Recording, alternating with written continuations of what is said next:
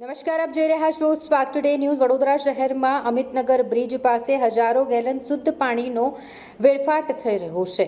સામાજિક કાર્યકર કમલેશ પરમાર દ્વારા આ મામલે રોષ વ્યક્ત કરવામાં આવ્યો। તેમના દ્વારા જણાવવામાં આવ્યું કે ઉનાળાની કાળઝાળ ગરમીમાં નગરજનો પીવાના પાણી માટે વલખા મારી રહ્યા હોય। કોર્પોરેશનની વડી કચેરી ખાતે રોજે રોજ મોરચો લઈને જ્યારે લોકો પાણીની માંગ કરતા પહોંચી રહ્યા હોય તેવામાં વગર વરસાદે પીવાનું શુદ્ધ પાણી વેડફાઈ રહ્યું છે।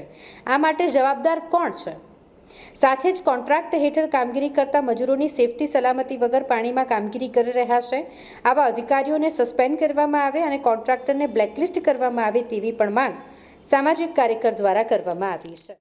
વડોદરા શહેરમાં આવેલ અમિતનગર બ્રિજ પાસે હાલમાં જે કહેવાય છે કે પાણી પુરવઠાની જે કામગીરી થઈ રહી હતી, પરંતુ જે લીકેજ બંધ કરવામાં આવ્યું હતું, ફરીથી જે કહેવાય છે લીકેજની અંદરથી હજારો ગેલન પાણી જે પાણી વેડફાઈ રહ્યું છે અને જળ એ જીવન છે એ રીતનું સૂત્ર જ્યારે માનનીય વડાપ્રધાન આપતા હોય ત્યારે ખાસ કરીને વડોદરા શહેરની અંદર પાણી પુરવઠા દ્વારા જે કહેવાય છે કે આડેધડ ખોદકામ કરવાના કારણે આજે પાણીની લીકેજની ઘટનાઓ ઘટે છે। એટલે ખાસ કરીને હું આપના ન્યૂઝના માધ્યમથી અપીલ કરું છું કે જે આ કોન્ટ્રાક્ટર છે, સાથે સાથે જે અધિકારીઓ છે, આ આજે કોઈ પણ સુપરવાઇઝર પણ જોવા નથી મળી રહ્યો, સાથે જે કર્મચારીઓ જે અંદર પાણીમાં જે ઉતર્યા છે, આજે સેફટી વગર જ્યારે ઉતર્યા હોય અને જો કદાચ એને જાનમાલને નુકસાન થાય અથવા તો કોઈ પણ જાતની કોઈ હોનારત ઘટે તો તેનો જવાબદાર કોણ? એટલે ખાસ કરીને વડોદરા શહેરના મ્યુનિસિપલ કમિશનર સાહેબ, મેયર સાહેબ, ચેરમેન સાહેબને અપીલ છે કે જ્યારે નાયક પિક્ચરના અનિલ કપૂરની જેમ લોકોને તમે જ્યારે નોટિસ ફટકારતા હો છો, એનઓસી ચેક કરવા માટે જતા હો છો, તો ખાસ કરીને આવા પાણી પુરવઠાના અધિકારીઓ, આવા પાણી પુરવઠાના કોન્ટ્રાક્ટરોને તાત્કાલિક ધોરણે બ્લેકલિસ્ટ કરવા જોઈએ અને આવા અધિકારીઓને સસ્પેન્ડ કરવા જોઈએ